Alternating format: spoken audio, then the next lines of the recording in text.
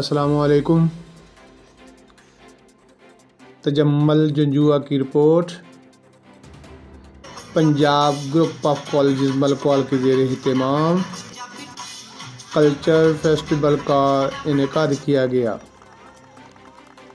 طالبات نے صوبوں کی ثقافت کو اجاگر کرنے کے لیے روایتی لباس زیب تن کیے۔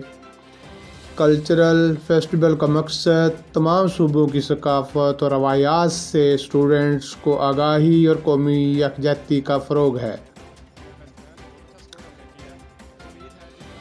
3 روزہ اسپورٹس فیسٹیول میں کرکٹ کے مقابلہ جات ہوئے، جس میں بلوچستان ٹائیگرز نے فائنل میچ جیت لیا۔